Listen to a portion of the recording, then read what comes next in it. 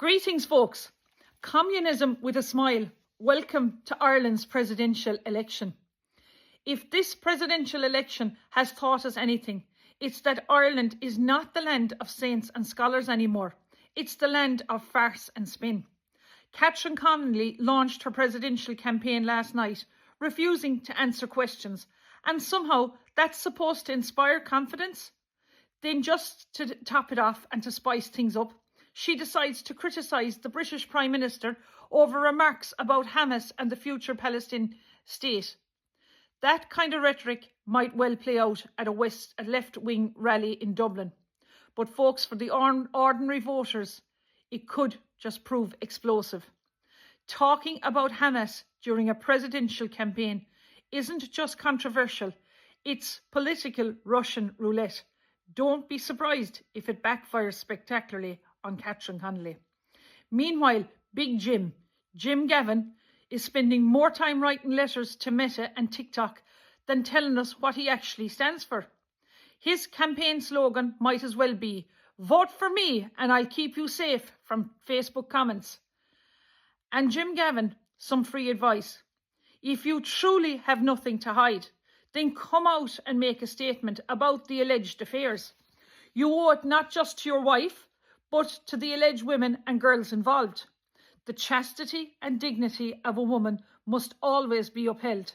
Anything less dishonours not only them, but the office you now seek. Silence won't protect you, Jim Gavin. It only raises more questions. Also, is it just me, folks, or is there a notable absence of Dublin footballers from Jim Gavin's legendary 5-in-a-row Dublin team out here telling us what a tremendous president he would make? Their sideline silence speaks volumes.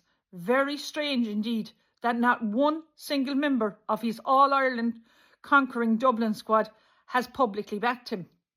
On top of that, a whistleblower has allegedly warned Leo Varadkar that the Irish Aviation Authority broke hiring rules in appointing Jim Gavin. This is not a minor issue. Micheál Martin, our Taoiseach, needs to address this very serious matter. Then look, we had poor Garrett Sheridan, backed by Kerry and Tipperary county councils, but knocked out by Meath and Offaly. One vote short, democracy in action. More like a bad episode of X Factor where the judges forgot their lines. He didn't even bother showing up in Louth. He knew the game was up. Marie Steen is hanging on by a thread, hoping for a few Oireachtas members will take pity on her. At this rate, she'd have better luck if she started a GoFundMe for TDs willing to sign her nomination papers. And the councils, not one candidate will get through the council route this time. The People's Councils have spoken. We'll nominate nobody, thank you very much. So let's call it as it is. We're not living in a democracy society, folks. We're drifting into a kind of a polite, smiling communism. The party machine decides who gets on the ballot. The media decides who gets the airtime, and the people are left clapping politely at this circus. Ireland's presidential race isn't a contest anymore. It's a comedy. The only thing that's missing now is the popcorn. The wild geese, the Irish exiles, have released a statement this morning. This Thursday night, history begins a new chapter. The wild geese will release a video alongside several leaders of the Irish nationalist movement announcing the birth of a new political party, a movement that will transform the nation.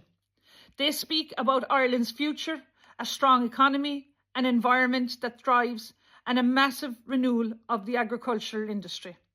They will cut through the suffocating layers of bureaucracy and bullshit, tear out corruption at its root, and build a media that speaks for the Irish people, not against him, like what we see with RTE and Virgin News. They will speak of the wild geese, the exiles who never forgot their homeland, and now they return not with swords but with vision, courage and unity. If this is the awakening of a new political beginning in the great story of Ireland. For centuries, the Irish have endured betrayal and compromise, but today they stand at the threshold of change. With the open support of President Donald Trump in Washington, with voices of solidarity reaching even into the halls of the CIA and the FBI, the tide is shifting. This could be the game changer Ireland has been waiting for. Because the truth is clear. This Irish cobbled together government has failed. It is built on weakness and on sellouts and on self-interest. The Irish people have had enough of their patchwork politics, their broken promises and their betrayal of the nation. Now they rise, now they unite. This is a movement to take back our country. The wild geese have returned. We are taking our country back. Day 29 of the update on the national health emergency. The Irish people are being betrayed by the government, the Department of Health, the Department of Agriculture, the HSE and the Food Safety Authority of Ireland, and the food supply chains have all chosen to brush the listeria food poisoning crisis under the carpet, hoping that I would simply go away. But I will not go away, folks, because the truth cannot be silenced any longer. Whistleblower Dennis O'Callaghan has now instructed legal counsel to begin the process of lifting the High Court injunction that was forced upon him by Pat the Baker to keep him silent. It is no longer a question of this gagging order will be lifted. It is only a matter of when. And when it is lifted, the truth will pour out for every household in Ireland to hear.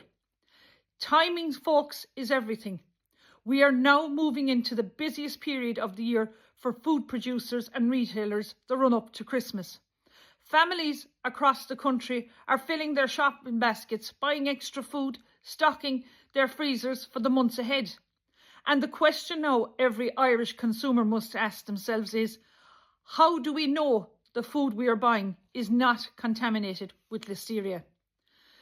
This crisis is a ticking bomb. It is simmering beneath the surface like a stew that has already boiled over, and soon it will blow up. The people of Ireland deserve answers. The people of Ireland deserve protection, and the people of Ireland deserve the truth in relation to what they are eating. Day 37 update. James Glazier has stood in his peaceful protest outside Pepper Advantage headquarters in Shannon, demanding truth and justice. Today, James confirmed that he has instructed legal counsel to commence High Court proceedings against Liam Coughlin solicitors of Kelleher Coughlin, PTSB Bank and Pepper Advantage. His case is rooted in allegations of fraudulent mishandling of his family home, no proper titles, alleged false undertakings from solicitors and no contract signed in blue ink. James is not giving up. He refuses to be silenced and he refuses to walk away. Every day he stands in the cold and wet is a reminder of the fight for fairness, accountability and the right to a home. His courage speaks for countless of families across Ireland who have been left down and shafted by the very institution meant to protect them. This is not James Glazer's battle. This is a fight for justice for all. It is nothing short of heartbreaking and outrageous that the Derrynan Hotel in Caherdaniel in Kerry, a jewel in the wild Atlantic Way, a landmark on the Ring of Kerry, and a symbol of our proud heritage, now faces grim prospect of being turned into an international protection accommodation centre. This hotel is not just a building of bricks and mortar. It is part of who we are. It has welcomed families for generations, sustained our tourism lifeblood, and stood as a beacon of our community identity. To strip that away in the name of profit and state contract is nothing less than a betrayal of the people of Kerry. We are told that the 35 Ukrainians still living there were informed that it will close in late September, October. Yet now, Greencliff Investments seem poised to swoop in like vultures, chasing yet another lucrative iPass deal, with no thought, no care, no respect for the destruction they leave behind in local communities. Folks, this is not an investment. This is exploitation. It's profiteering on the backs of vulnerable people while simultaneously tearing the heart out of our towns and villages. It is ripping away the very soul of Derrynane, erasing its future as a place of welcome for visitors, families and the people of Kerry. The owners now of the Derrynane Hotel cannot remain silent.